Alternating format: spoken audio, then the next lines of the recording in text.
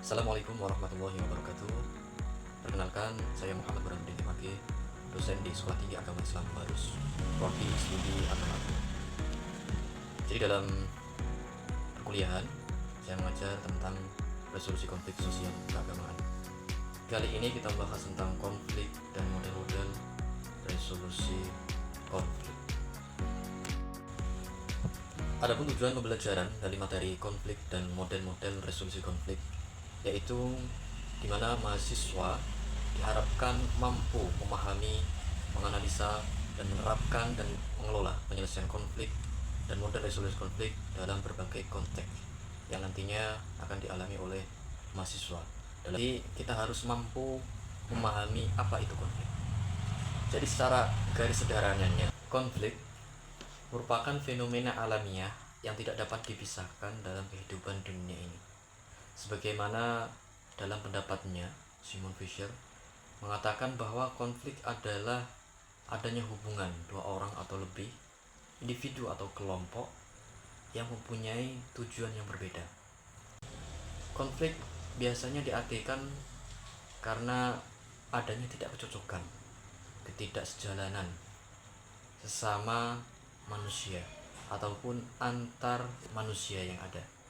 Sebagai contohnya dapat kita lihat dalam beberapa fenomena yang ada, yaitu sama di konflik antara Rusia dan Ukraina, konflik antara Thailand dan Kamboja, konflik antara Iran dan Israel. Ini merupakan konflik yang sudah membesar. Untuk menganalisis jenis konflik, apa yang terjadi dalam konflik karena adanya sistem yang salah.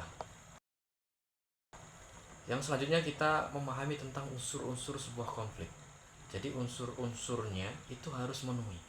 Sebagaimana contohnya, konflik ini tidak akan bisa terjadi kecuali satu. Yang pertama pasti adanya sebuah pemicu yang ada.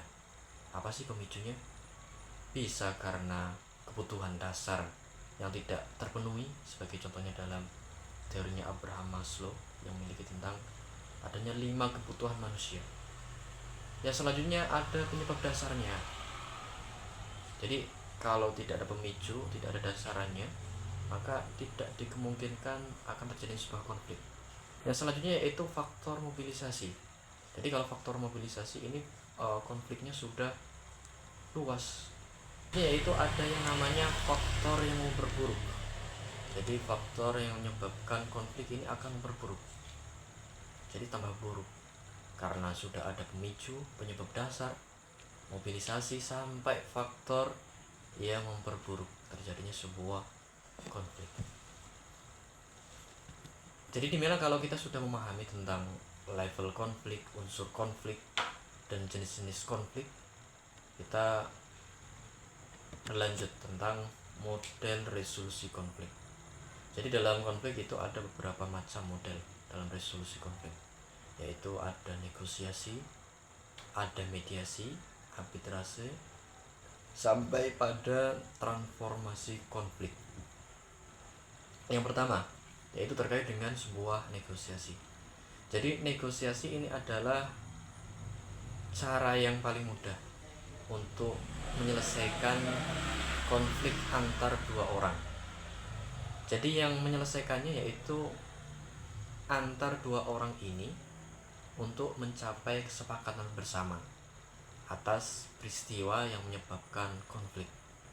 Yang kedua yaitu mediasi, dimana kalau mediasi ini melibatkan pihak ketiga untuk menyelesaikan permasalahan yang ada.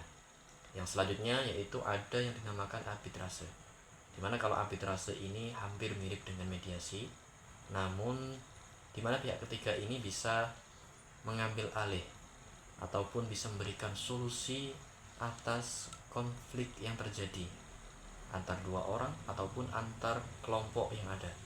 Yang selanjutnya yaitu transformasi konflik. Jadi kalau sudah transformasi konflik ini, penyelesaiannya tidak hanya sementara, tapi juga selamanya, bisa dengan cara keadilan ataupun membuat sistem yang seimbang, sistem yang balancing antara satu dengan yang lainnya. Saya akhirul kalam. Wassalamualaikum warahmatullahi wabarakatuh.